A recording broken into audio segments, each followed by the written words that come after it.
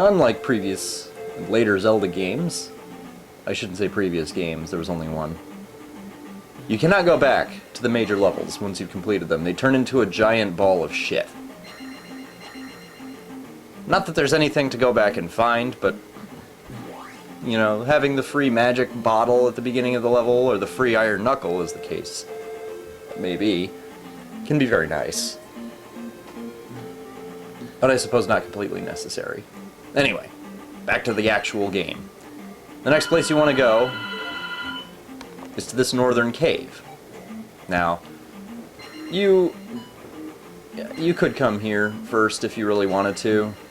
I don't remember if the candle works here or not, or is necessary would be a more accurate description. But there's really not much to the level. There's one of these bastards who you can just pin against the wall and molest at your leisure. Then you get a statue. Yes, you get a statue. Instead of... This is just like every other Nintendo game and Super Nintendo game of the era. Maybe of any era. Maybe this is just something that'll always happen, but you're the hero. Everybody knows it. You damn well know everybody knows you're out to save the world. I mean, everybody in the land knows who Link is. He only killed Ganon and saved the princess just so he could get into the friend zone. I mean, everybody knows who this guy is. And yet, you still have to do some bullshit task for them to help you. You know, some creepy stalker old pedo man in a basement, a very seedy looking basement, no less, living alone with a woman who's his daughter, okay? He's luring you into his house. He's got to make sure he knows exactly who it is to give you something. And for that absolute gem of attention, you have to do some crazy-ass quest. Don't you feel special? In this case, it's finding a little statue, which means fuck balls, because whoever you're getting the statue for probably doesn't exist.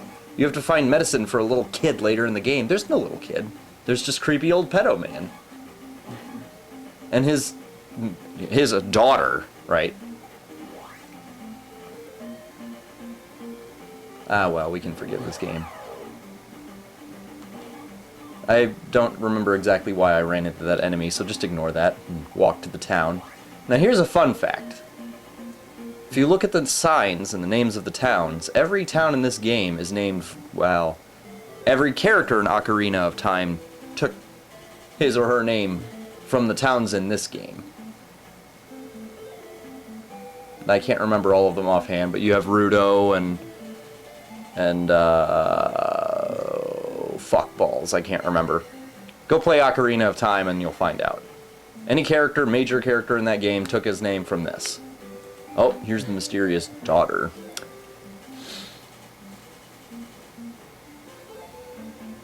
And she just disappears. That's even better. She just disappears. You know, there's not even any payoff there. You've got to wonder if it's like some kind of creepy Pinocchio puppet, considering he's a wizard. Or maybe an illusion. I mean, how else? What better way is there to lure a man into your dwelling if you want to abuse him than some kind of hot chick in a slip, walking in broad daylight?